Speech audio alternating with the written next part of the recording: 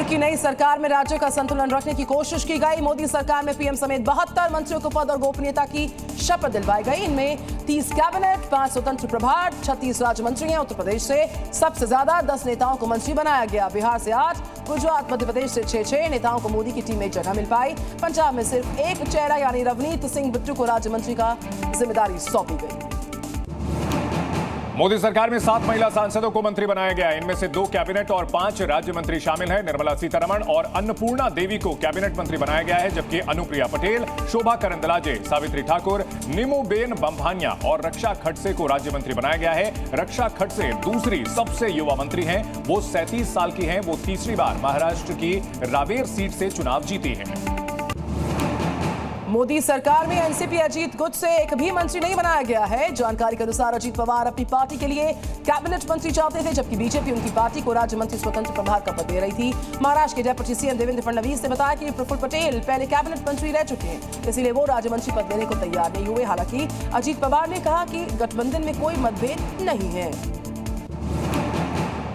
मोदी 3.0 के शपथ ग्रहण में कुल 7 पड़ोसी देशों के लीडर्स पहुंचे। कार्यक्रम में मालदीव्स, बांग्लादेश, नेपाल, श्रीलंका, भूटान, मॉरिशस और सेशल्स के नेता पहुंचे। सबसे ज्यादा चर्चा मालदीव्स के राष्ट्रपति मोहम्मद मुइज्जू को लेकर हुई, क्योंकि मुइज्जू भारत विरोधी बयान और चीन के महिमा मंडन को लेकर खबरों में आए थे।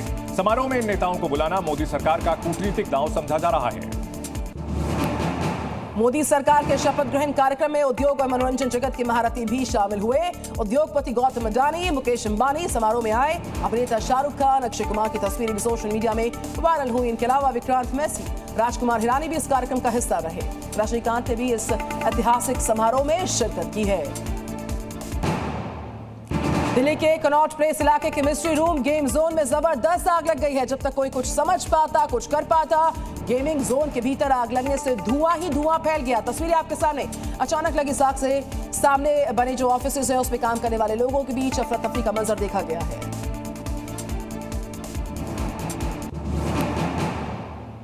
मुंबई के छत्रपति शिवाजी महाराज इंटरनेशनल एयरपोर्ट पर एक बड़ा हादसा टल गया। यहां एक ही रनवे पर 2 एयरक्राफ्ट एक साथ दिखाई दिए। रनवे पर इंडिगो का एयरक्राफ्ट लैंड कर रहा था, जबकि इसके ठीक आगे एयर इंडिया का विमान उड़ान भरने की तैयारी में था। हालांकि दोनों एयरक्राफ्ट एक दूसरे से टकराने से बच गए। इस मामले में डीजीसीए ने मामले की तफ्तीश शुरू कर दी है। एयर ट्रैफिक कंट्रोल के एक अधिकारी को सस्पेंड कर दिया गया है।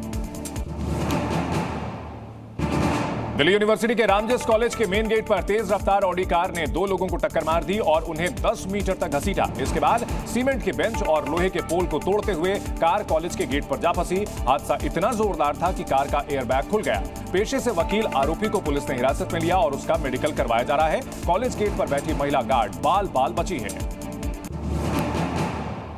मध्य प्रदेश के धार भोजशाला में जारी सर्वे में कई छोटे बड़े अवशेष हासिल हुए। भोजशाला के अंदर बने कमरे में उत्खनन के दौरान कल 50 से ज्यादा और भोजशाला के बाहरी हिस्से में 20 से ज्यादा अवशेष मिलने का दावा किया गया। कई अवशेषों में सनातन संस्कृति से जुड़ी आकृतियां भी मौजूद थी। भोजशाला में एसआई की टीम वैज्ञानिक पद्धति से सर्वे कार्य कर रही है। आरोपी है कि इस परिसर को बाद में मस्जिद में परिवर्तित कर दिया गया था।